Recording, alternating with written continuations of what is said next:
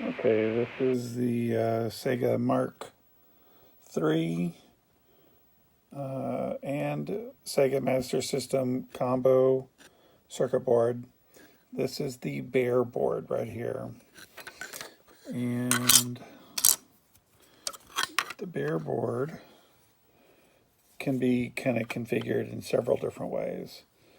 So with the addition of this chip here, that's a 1G08. So this board shows it mounted right there. And then, so with that chip there, and then there's a handful of resistors. There's 1, 2, 3, 4, and then there's a fifth one over there, 5. So with a handful of resistors, though, this board, bare board, with just that one chip there and the resistors, can run the SG-1000 games. So, for example, so this board here, there's no page chip on it. So it just has the one chip I showed you.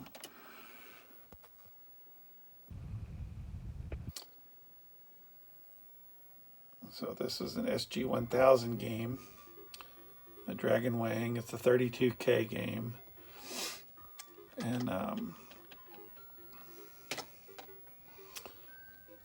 so that's kind of configuration number 1. So you can, if you have the bare board and you just want to run SG-1000 games, then you don't have to do a whole lot. So far, on the back of the board, there's some jumpers. Now these are silked wrong, but the white paper is the correct naming of them. So anyway, so you make different jumper configurations depending on what game it is or how big it is. Like the one here on the left, where it says A15 2x32. So that if you have a 40 kilobyte game or 48 kilobyte game, then you would make that left-hand jumper. And so I tested that. That does work. So, okay. Second configuration is with the page chip. So with this chip added, but nothing else. Okay, so that chip's not needed. The SG-1000 or the 1G08, that chip's not needed when you have this chip here. Okay, nor are the resistors needed. So this chip here, with no SMT ROM, okay, so this is not here, then you can add your own ROM. Okay, so this is exactly that example. And I added this ROM here, and I programmed it before I mounted it. And then you have to do a couple jumpers here. You have to tell it if it's a ROM or a RAM, essentially. So dip ROM, dip 32, because this will take a dip 28 ROM as well. And then there's one more jumper over here. So with those jumpers done,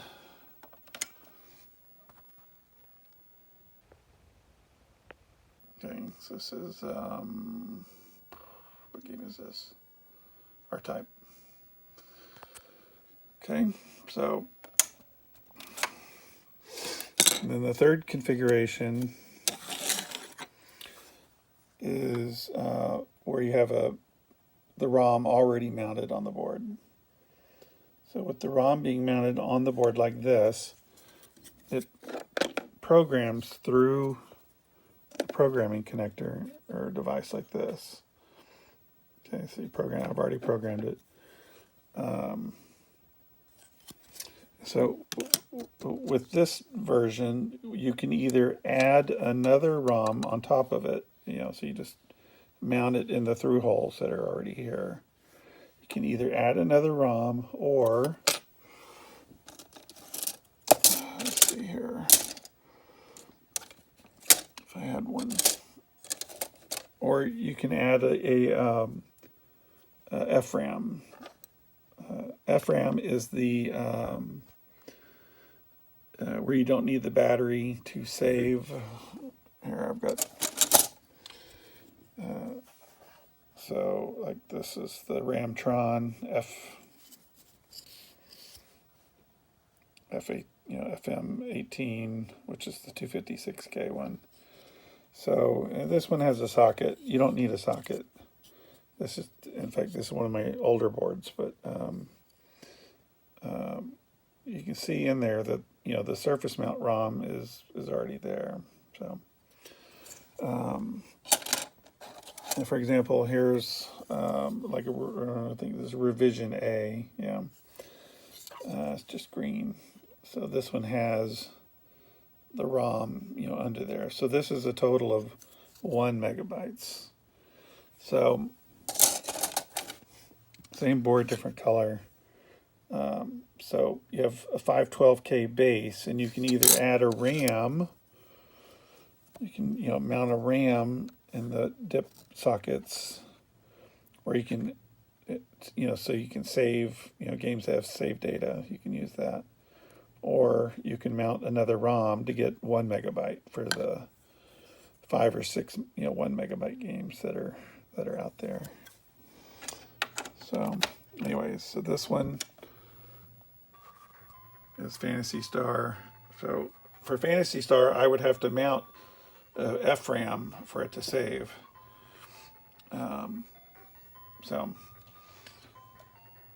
But you know, the vast majority, you know, library of Mark III games and the Master System don't save, so it would just be silly to include, you know, a RAM with every one of those boards. So that's why it's optional. So anyway, so this is the Mark III, and I'm going to pause this video and hook up the Master System and basically repeat the test. Okay, I've got my Master System connected, and so this is the Master System side here. So I'm going to put that over on the correct side. Oh, just better turn power on.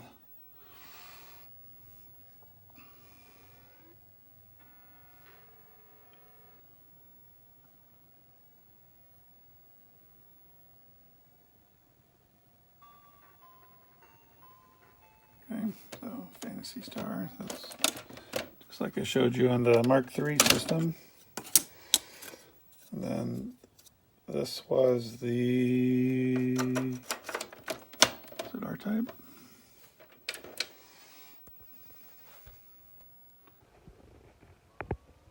The BIOS to go through.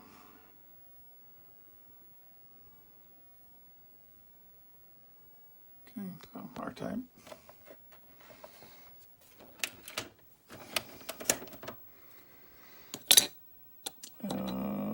Now I don't think the, well, let's try it and see. I don't think the Mark III games will work because of the BIOS.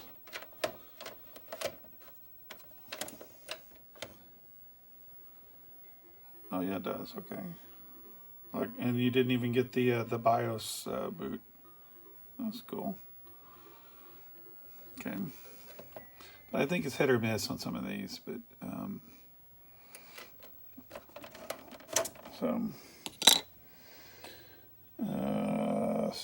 so I think that's it for this video. So this basically just kind of recaps. This is the, you know, Master System, Mark III, you know, all in one board. See, I've got a cartridge here, so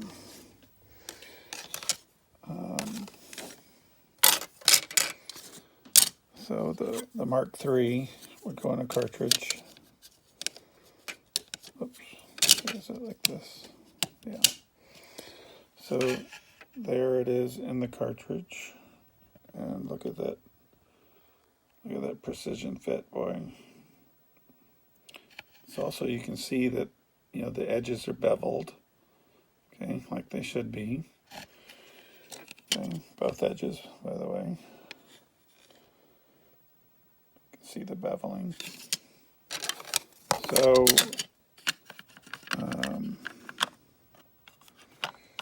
so anyway, so the cartridge, you know, closes just fine. Then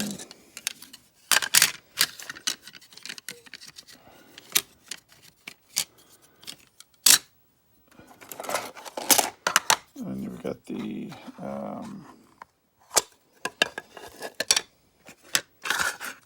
Mark III and SG-1000 cartridges fit right in there.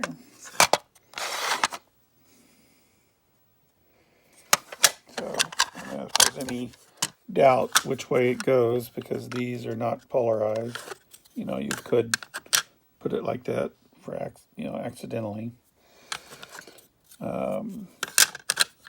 There's a text on the circuit board that says console front. Okay, so to make sure you're putting it in, you know, the correct way.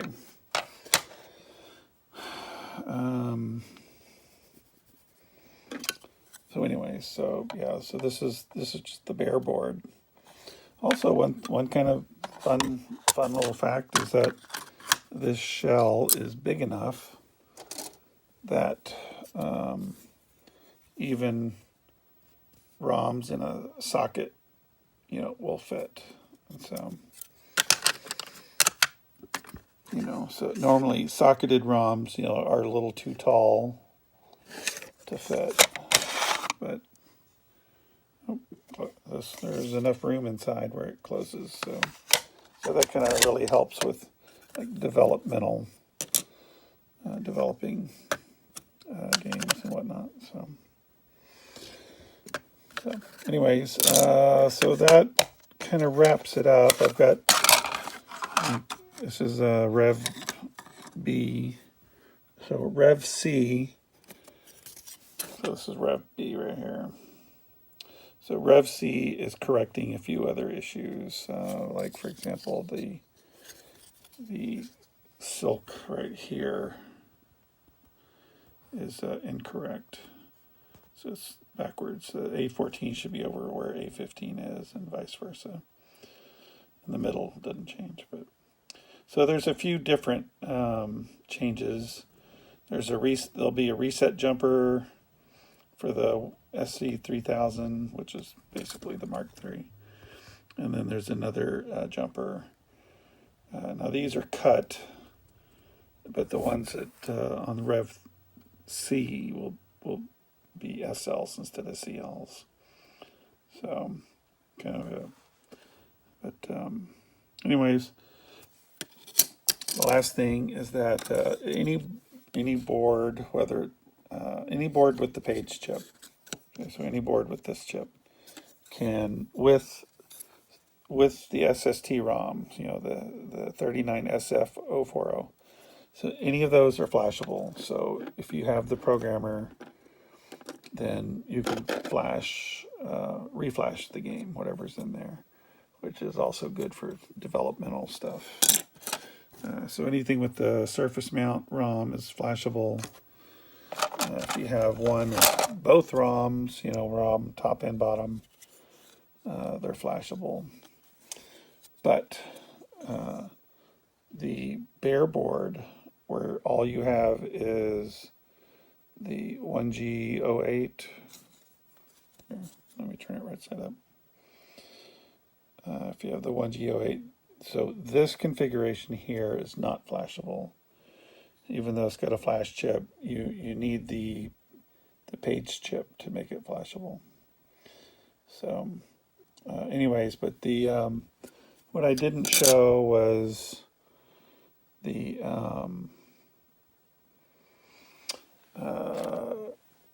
usage of the 27C, you know, 801, 080, same thing.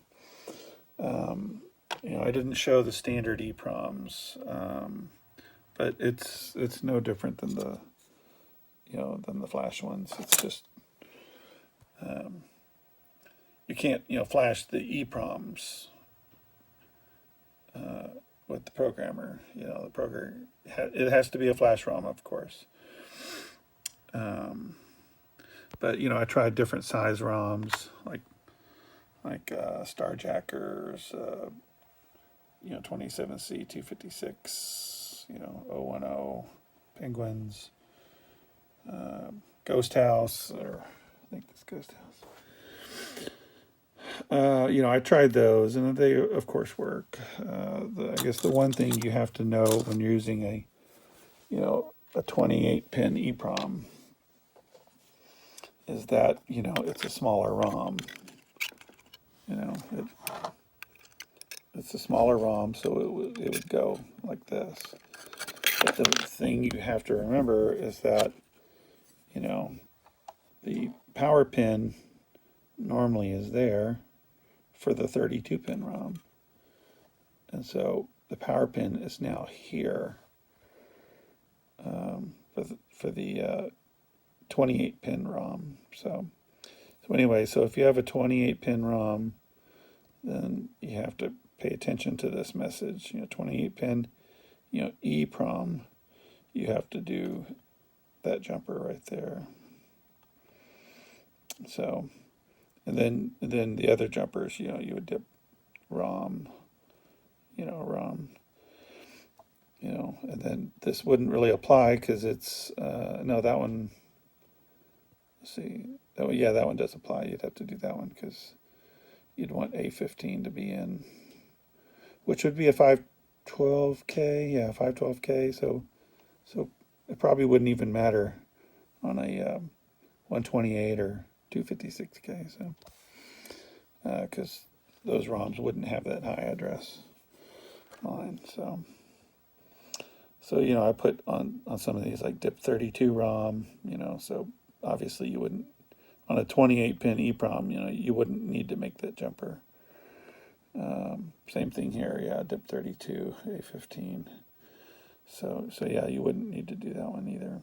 It'd just be open, just undone. So really on a DIP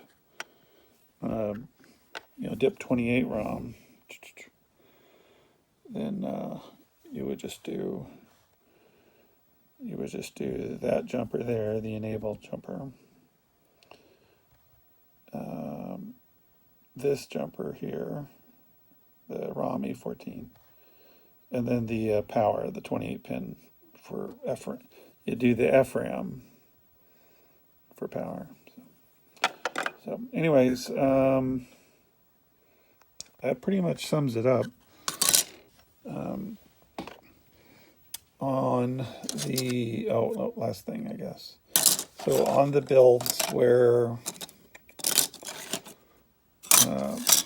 okay, so last thing. So on this board where the customer installs their own ROM, if you're going to install a 27C080, okay, a 1 megabyte ROM, an 8 megabit ROM, you would jumper this right here. This option jumper is for the 080, so there's a little message here, 27C 080, 040, and smaller. So it's because the flash ROMs and the 040 and the 080 EPROMs have just a slightly different pinout. And so if you're going to do a 1 megabyte ROM, in 080, then you would need to put a jumper there. But it wouldn't be flashable, so none of the EPROMs are flashable, only the flash ROMs. All right, well that about wraps it up here. So these two systems they're basically combined into one board, and the board variety is either a ROM-less version or one with a ROM. And again, if it comes with this ROM, you need the programmer.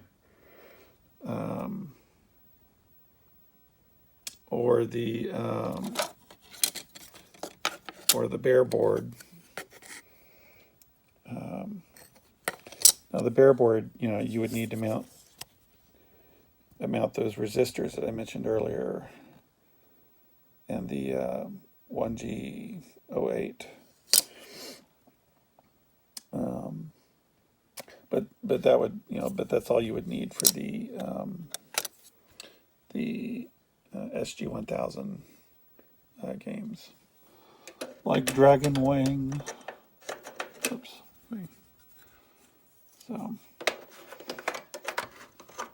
So anyway, this is the Rev B that you're seeing. Rev C is going to be the final version. So these were Rev A, you know, and I put these big wings on for the Mark III cases, just as a kind of a test or an experiment to, you know, when I put those on, you know, I wanted to see if, you know, those extensions would catch, you know, these cartridge case holdings, and they do. They do, but it's just not needed. So instead of having those, you know, wings stick out, you know, I brought them in, you know, to this. So there's gigantic holes, boy. It's just hard to get away from those and have everything fit. You know, in this case, there's a ton of room to fit things. But the Master System case, there's not a lot of room in the Master System case, you know. So this is upside down. It is odd, though, that it does fit kind of upside down.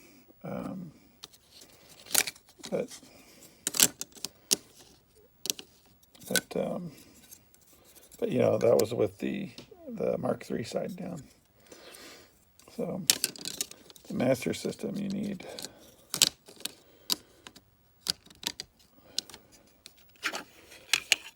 the Mark III side to be, you know, up. So yeah, so this physical size limitation was why that these circles kind of encompass on the fingers.